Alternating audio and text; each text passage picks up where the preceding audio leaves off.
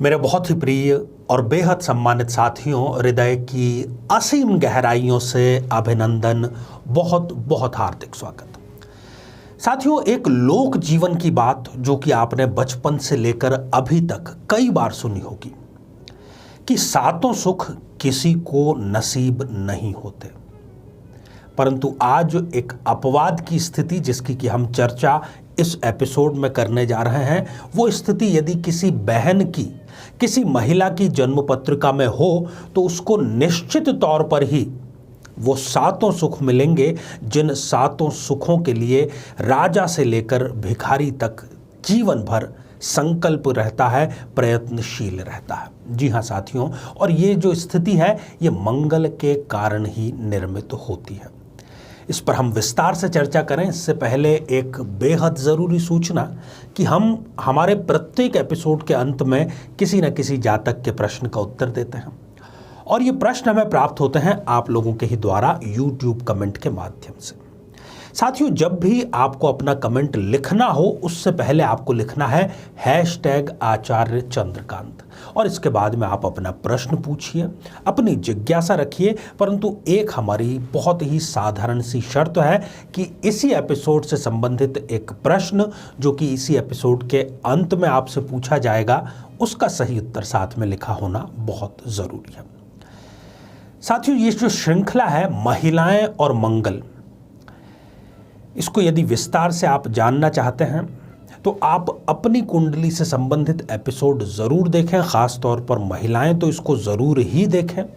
और यदि आप मंगल से संबंधित पूरी विस्तार से जानकारी चाहते हैं, मंगल दोष क्या होता है, कब निर्मित होता है, उसका क्या समाधान है, तो यहाँ आई बटन में हम एक लिंक प्रोवाइड कर रहे हैं, वहाँ जाकर के आप विस्तार से जानकारी प्राप्त कर सकते हैं।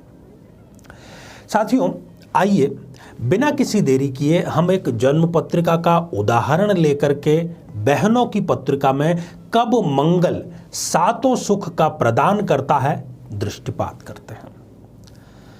साथियों, ये जो एक जन्म पत्रिका है ये किसी भी लग्न, किसी भी राशि की जन्म पत्रिका हो सकती है। दृष्टिपात आपको सबसे पहले करना है एकादश भाव पर, या जिसको कि लाभ भाव कहा जाता है वहां पर।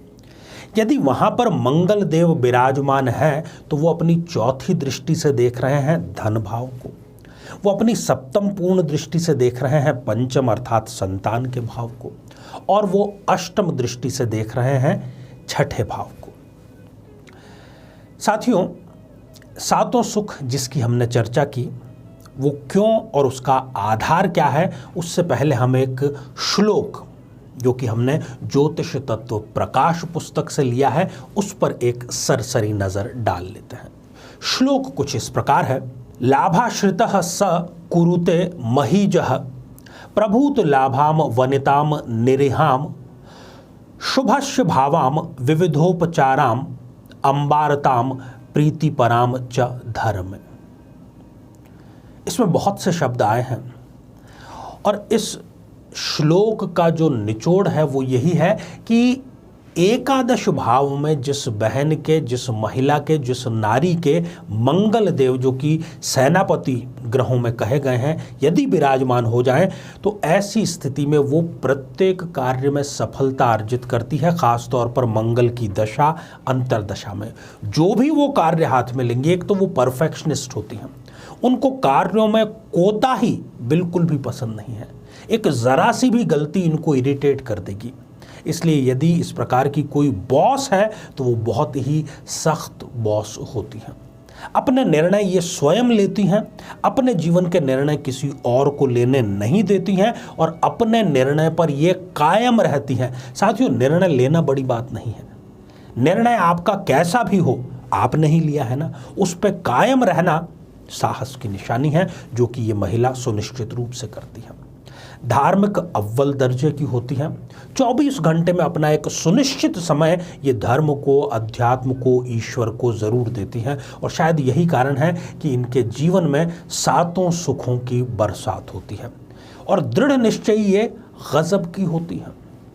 चाहे ये एक बार कभी असंभव चीज़ भी अपने हाथ में ले लें, कोई असंभव उद्देश्य की पूर्ति भी हाथ में ले लें, तो उसको पूरा करके ही छोड़ती हैं।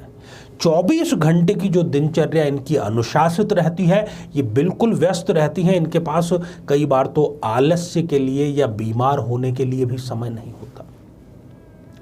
यदि इस स्थान पर बैठे हुए मंगल के साथ में सूर्य या शुक्रदेव की युति हो जाती है तो इनको सुनिश्चित रूप से पुत्र संतान की प्राप्ति अवश्य होती है। पैतृक धन भी इनको मिलता है, जिसमें कुछ अचल संपत्ति भी हो सकती है, और एक नहीं बल्कि कई वाहन इनके वाहन के बेड़े में शामिल रहते हैं। सातों सुख। यदि चंद्रमा यहां पर युति कर लेता है मंगल से तो वो अचल धन कारक होता है। जो इनके पास धन आएगा, क्योंकि आमतौर पर जो लक्ष्मी है वो चंचल है, उसमें लिक्विडिटी है, लंबे समय तक वो किसी एक व्यक्ति के पास में नहीं टिकती, परंतु इनके पास में लंबे समय तक टिकेंगी। ये चंद्रमा की युति इनके लिए राजयोग कारक होती है और ये सरकार में एक अच्छे पद पर जरूर विराजमान करती हैं। इनको गहनों से भी लगाव होता है और चंद्रमा की ये स्थिति इनको भरपूर मात्रा में सभी प्रकार के धातुओं के गहने इनको प्रदान करने का कार्य करती हैं। यदि बुध की युति यहां बैठे हुए मंगल के साथ में हो जाए तो इनके व्यक्तित्व में गजब का निखार आएगा। ये जब बोलेंगे तो ओजस्वी वाणी में बोलेंगे, लोग इनको सुनना पसंद करेंगे, लोग इनको देखना पसंद करेंगे। इतना जबरदस्त इनका व्यक्तित्व होता है। शत्रु इनके सामने ज्यादा समय टिक नहीं पाता। शत्रु विनाश की स्थिति भी ये युति यहां पर उत्पन्न कर रही है। और यदि गुरु की यहां पर युति हो जाए तो इनको आयु पूरी मिलती है, और केवल आयु नहीं, देखिए लंबी आयु किसी कार्य की नहीं है। जब तक कि आप स्वस्थ न हो तो इनको आरोग्य भी ये युति प्रदान करेगी। अचल संपत्ति ये बहुत बड़ी मात्रा में अर्जित करेंगे। ये सारी स्थितियां जो है ये मंगल के कारण निर्मित हो रही है और इसका बड़ा फल इनको मंगल की दशा या अंतर्दशा में मिलेगा। दो बातें यहां पर मैं जरूर जोड़ना चाहूंगा कि यदि ये महिला बिना कुंडली मिलाए या गलत कुंडली मिलाकर के विवाह संपन्न कर लेगी तो जो सातों सुख मिलने वाले हैं वो तो फिर एक दूर की कौड़ी बन करके रह जाएंगे।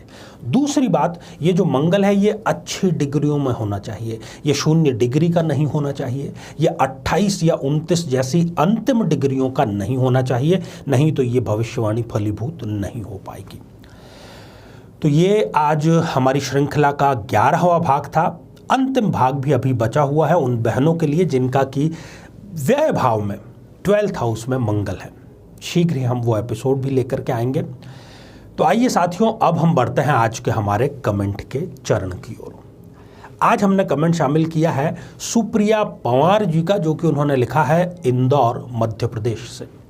विवाह के सारे प्रयास आप कर चुके हैं और आपको लग रहा है कि सारे प्रयास विफल हो रहे हैं और आगे विवाह संपन्न हो पाएगा या नहीं हो पाएगा तो जन्म स्थान से कितना दूर हो पाएगा। सुप्रिया जी, आपकी जन्म पत्रिका में सप्तमेश बनते हैं चंद्रमा, जो कि 6ठे भाव में एक उत्तरक भाव में जाकर के विराजमान हो गए हैं। शादी में डिले का ये सबसे बड़ा कारण है। मार्च 2023 तक शादी में और आपके डिले होने का योग आपकी जन्म पत्रिका में निर्मित हो रहा है। आपको चाहिए कि निकट के किसी शिवालय में जाकर के नित्य सोमवार से प्रारंभ करके नित्य पीले फूल आप शिव जी को समर्पित करें। तो साथियों, अब आज का बेहद ही आसान सा प्रश्न। आज हमने चर्चा की बहनों की, चर्चा की मंगल की, तो आज हमने मंगल के किस भाव में अवस्थित होने की चर्चा की है। साथियों, आप सभी स्वस्थ, समृद्ध और शांतिपूर्वक जीवन व्यतीत करें। नमस्कार। जीवन में किसी समस्या का सामना कर रहे हैं, जैसे कि शादी में देरी होना, पति पत्नी में मनमुटाव या तलाक तक की नौबत आ जाना, संतान का प्राप्त न हो पाना, नौकरी या धन प्राप्ति में बाधा आना, जीवन के प्रत्येक क्षेत्र में किसी न किसी प्रकार की बाधा आना, तो आज ही अपनी जन्म पत्रिका का संपूर्ण विश्लेषण करवाएं और पाएं समस्या से सदैव के लिए मुक्ति।